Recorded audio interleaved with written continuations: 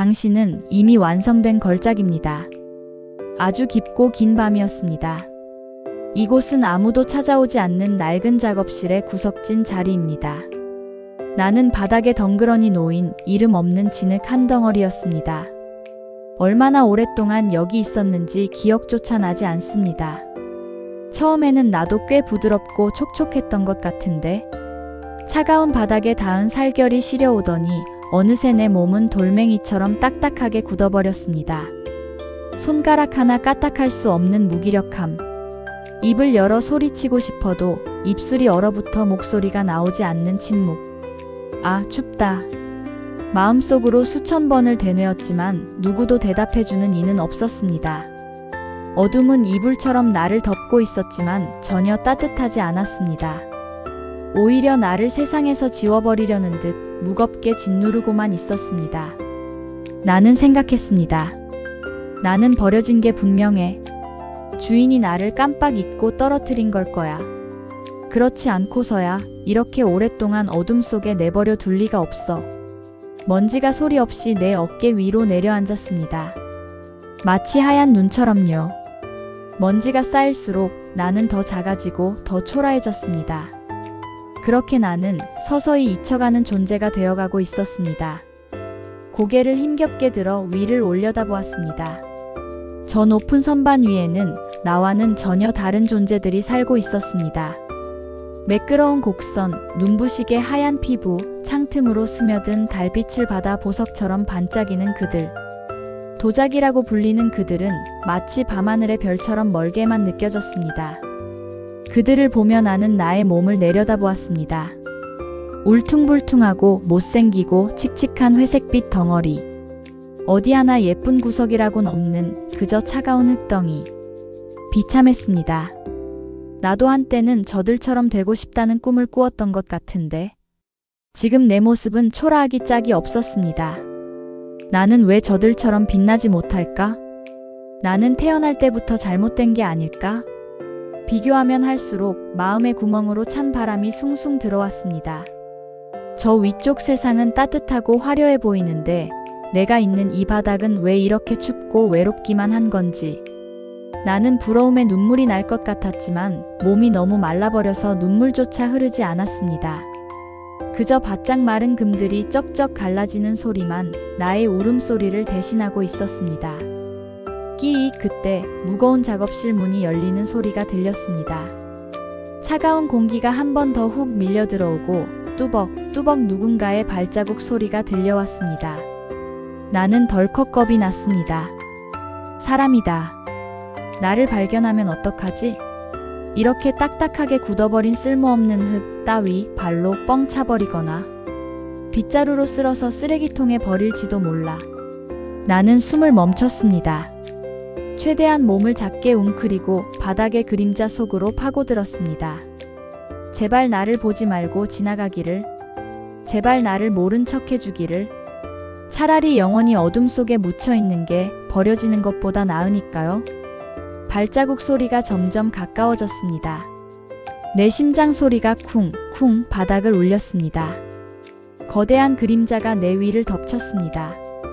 아, 이제 끝이구나. 나는 질끈 눈을 감았습니다. 차가운 바닥에서 생을 마감할 나의 운명을 원망하면서요. 그런데 믿을 수 없는 일이 일어났습니다. 차가운 발길질 대신 투박하고 거친 무언가가 나를 조심스럽게 감싸 쥐는 게 아니겠어요? 그것은 늙은 장인의 손이었습니다. 오랫동안 흙을 만져온 주름지고 거칠지만 세상에서 가장 따뜻한 손. 그 손이 바닥에 얼어붙어 있던 나를 들어 올렸습니다. 여기 있었구나. 낮고 굵은 목소리가 들려왔습니다. 그 목소리엔 짜증이나 귀찮음이 없었습니다. 오히려 오랫동안 잃어버린 귀한 보물을 찾은 듯한 반가움과 안도감이 묻어 있었습니다. 그의 커다란 두 손바닥 안에 폭 안기자 믿을 수 없는 온기가 전해져 왔습니다. 꽁꽁 얼어 감각조차 없던 나의 몸으로 그의 체온이 찌릿찌릿 스며들었습니다. 아, 따뜻해. 정말 오랜만에 느껴보는 온기였습니다. 그 따뜻함에 굳어있던 마음이 스르르 녹아내리는 것 같았습니다. 나는 그 손 안에서 바들바들 떨었습니다. 무서워서가 아니었습니다. 안도감 때문이었습니다. 내가 버려진 게 아니라는 사실, 누군가 나를 기억하고 찾아와 주었다는 사실에 참았던 눈물이 왈칵 쏟아질 것만 같았습니다. 장인은 나를 함부로 다루지 않았습니다. 굳어버린 내 몸을 아주 부드럽게 천천히 어루만져 주었습니다. 그의 손길이 닿을 때마다 딱딱했던 껍질이 벗겨지고 거칠었던 표면이 부드러워졌습니다. 그리고 그가 나에게 속삭였습니다. 많이 추웠지? 고생했다. 하지만 걱정 마라. 넌 굳어버린 게 아니란다. 가장 단단하고 좋은 흙이 되려고 잠시 숨을 고르고 있었던 거야. 그때 나는 깨달았습니다. 지난 그 길고 추웠던 시간들이 나를 괴롭히기 위한 형벌이 아니었다는 것을요. 그 차가운 어둠 속에서 나는 물기를 빼고 불필요한 거품을 걷어내고 가장 밀도 높고 찰진 흙으로 숙성되고 있었던 것입니다.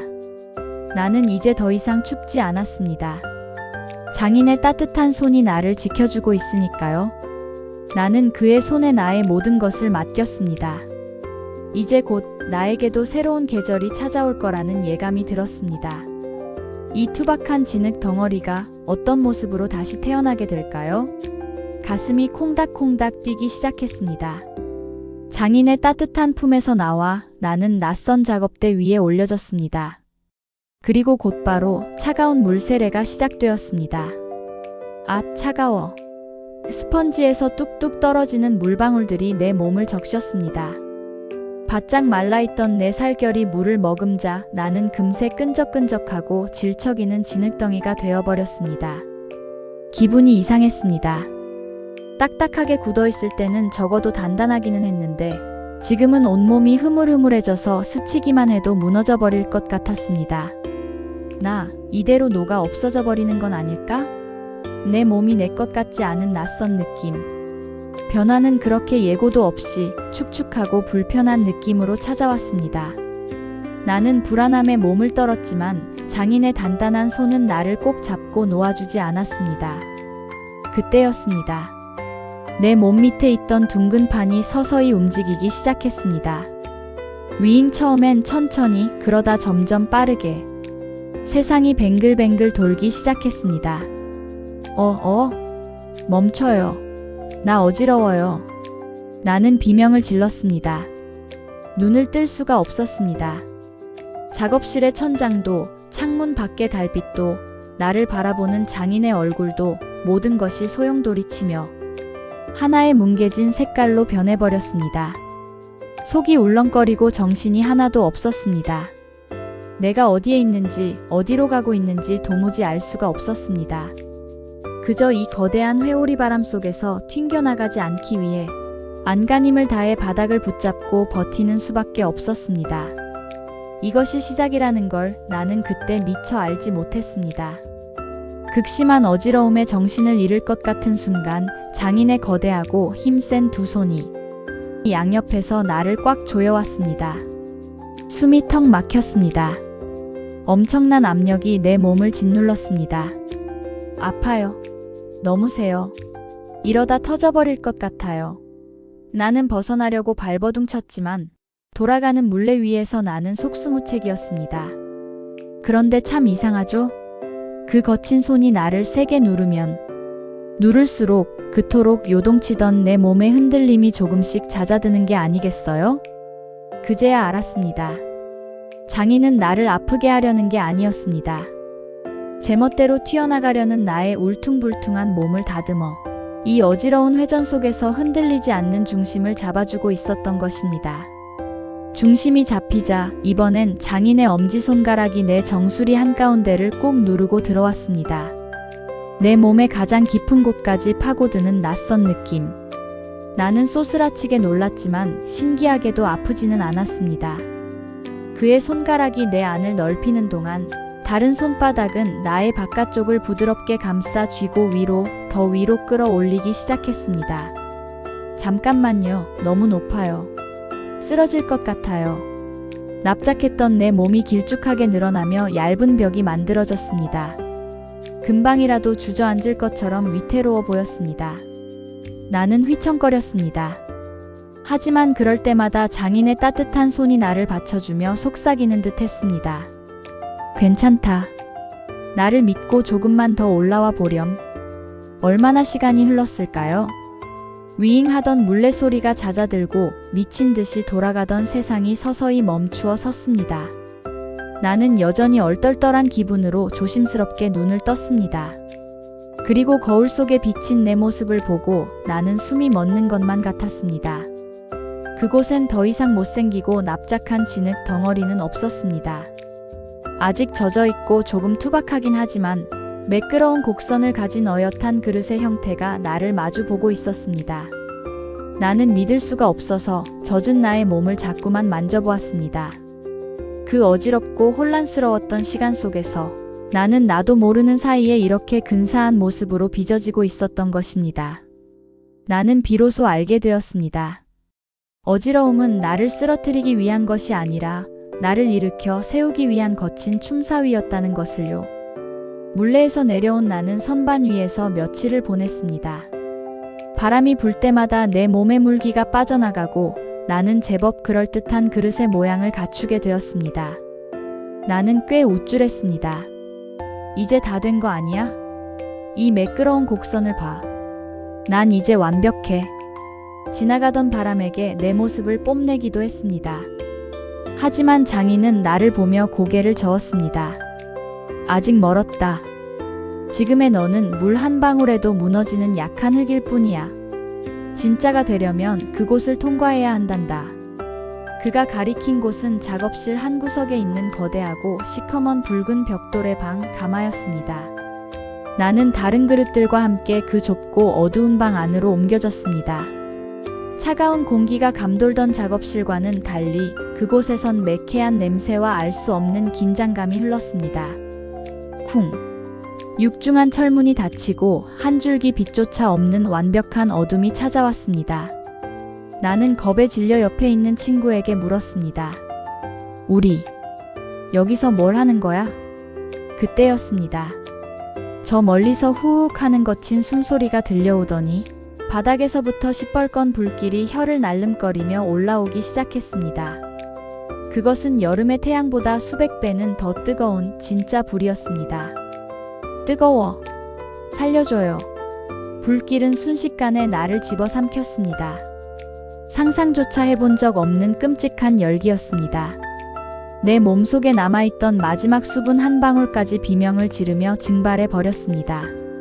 살이 타들어가고 뼈가 녹아내리는 것만 같았습니다.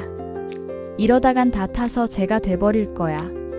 차라리 날 깨뜨려줘. 제발 멈춰줘.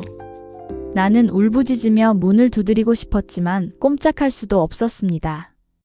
이 뜨거운 지옥 불 속에서 내가 할 수 있는 건 그저 온몸을 웅크리고 이 고통을 버티는 것뿐이었습니다. 숨이 턱 막히는 열기, 도망칠 곳 없는 막막함. 나를 죽이려는 듯 덤벼드는 저 불길이 너무나 원망스러웠습니다. 시간이 얼마나 지났을까요? 천도가 넘는 불길 속에서 정신이 혼미해질 때쯤 기이한 일이 일어났습니다. 고통이 극에 달하자 오히려 정신이 맑아지는 느낌이 들었습니다. 나는 실눈을 뜨고 내 몸을 바라보았습니다. 놀랍게도 나의 몸은 붉은 불꽃과 하나가 되어 투명하게 빛나고 있었습니다. 흙이었던 나의 살결이 서로 엉겨붙고 녹아내리며 전혀 새로운 물질로 변하고 있었습니다. 마치 흙이 아니라 단단한 돌이나 보석이 되어가는 느낌이랄까요? 그제야 나는 깨달았습니다. 이 불은 나를 태워 없애려는 심판이 아니었습니다. 이 불은 약해 빠진 나의 흙 성분을 영원히 썩지 않는 보석으로 바꾸어주는 거룩한 연금술이었습니다. 아, 나는 지금 강해지고 있구나. 뜨거움은 여전했지만 나는 더 이상 비명을 지르지 않았습니다. 대신 불길을 깊게 들이마셨습니다. 이 열기를 온전히 내 것으로 만들어야만 나는 진짜가 될 수 있으니까요. 긴 싸움이 끝났습니다. 성난 짐승처럼 날뛰던 불길이 잦아들고 가마 안의 열기도 서서히 식어갔습니다. 나는 지친 몸을 일으켜 보았습니다. 아직 밖으로 나가지 않았지만 나는 알 수 있었습니다. 나는 더 이상 예전의 내가 아니라는 것을요. 손가락으로 내 몸을 톡 건드려 보았습니다. 투박투박하던 둔탁한 소리는 사라지고 챙. 마치 맑은 종소리 같은 청아하고 단단한 소리가 울려 퍼졌습니다. 그것은 승리의 소리였습니다. 그 지독했던 여름의 불을 견뎌낸 자만이 가질 수 있는 영혼의 소리였습니다. 나는 이제 비 한 방울, 바람 한 줄기에 무너지지 않습니다. 나는 불을 건너온 도자기가 되었으니까요. 가마 안의 열기가 완전히 식기까지 나는 꼬박 며칠을 더 어둠 속에서 기다려야 했습니다. 그 기다림은 불 속에 있을 때보다 더 길게 느껴졌습니다. 내가 과연 잘 구워졌을까? 혹시 열기를 견디지 못하고 금이 가버린 건 아닐까? 불은 꺼졌지만 마음속의 불안은 여전히 나를 괴롭혔습니다. 그때였습니다. 덜컹. 육중한 철문에 걸려있던 잠금 장치가 풀리는 소리가 들렸습니다.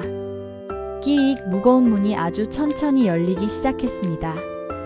그 틈 사이로 그토록 그리워했던 바깥 세상의 서늘하고 상쾌한 가을 바람이 훅 밀려 들어왔습니다. 그리고 눈을 뜰 수 없을 만큼 강렬하고 환한 빛이 어둠을 가르고 쏟아져 들어왔습니다. 아! 빛과 함께 들어온 장인의 입에서 짧은 탄성이 터져 나왔습니다. 그의 투박한 손이 다시 한번 나에게 다가왔습니다.